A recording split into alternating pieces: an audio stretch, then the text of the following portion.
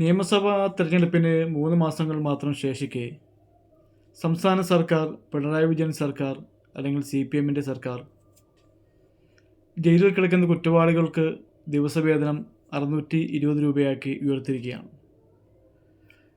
അത് ന്യായമായും അവരാഗ്രഹിക്കുന്ന അല്ലെങ്കിൽ അവർക്ക് അവകാശപ്പെട്ട കാര്യമാണോ എന്ന് ചോദിച്ചാൽ അല്ല എന്ന് തന്നെ പറയേണ്ടി വരും. കുറ്റവാളികൾക്ക് പ്രോത്സാഹനം നൽകുന്ന രീതിയിലാണ് ഈ സർക്കാരിൻ്റെ ഓരോ പ്രവർത്തനങ്ങളും. കാരണം തദ്ദേശ സ്വയംഭരണ സ്ഥാപനങ്ങളിലെ തെരഞ്ഞെടുപ്പ് കഴിഞ്ഞു, റിസൾട്ട് വന്നു. പരിപൂർണമായ വിജയം UDF നേടിയ ശേഷം വീണ്ടും ഒരു മൂന്നാമത് പിണറായി സർക്കാർ ഉണ്ടാകുമോ എന്നുള്ള കാര്യത്തിൽ ഇനി കൊച്ചു കുട്ടികൾക്ക് പോലും യാതൊരു സംശയമില്ല. അപ്പോൾ ആ ഒരു അവസ്ഥയിൽ UDF അധികാരത്തിൽ വന്നു കഴിഞ്ഞാൽ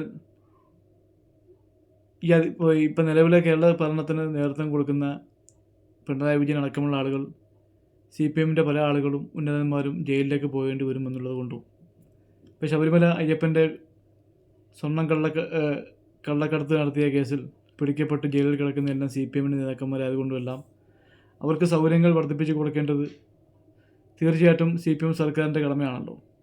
പിന്നെ ഭാവിയിലേക്ക് അവർക്കുള്ള കരുതൽ കൂടിയായിരിക്കും ഇത്തരം ഒരു ശമ്പള വർധന ജയിലിൽ വരുത്തുവാൻ അവർക്ക് പ്രേരണയായത്. അപ്പം ഇത്തരം ആളുകൾക്ക് ഇനിയും നമ്മൾ പ്രോത്സാഹനം കൊടുക്കേണ്ടതുണ്ടോ, സപ്പോർട്ട് കൊടുക്കേണ്ടതുണ്ടോ എന്ന് അവരെ പിന്തുണയ്ക്കുന്ന ആളുകൾ ചിന്തിച്ചാൽ കൊള്ളാം.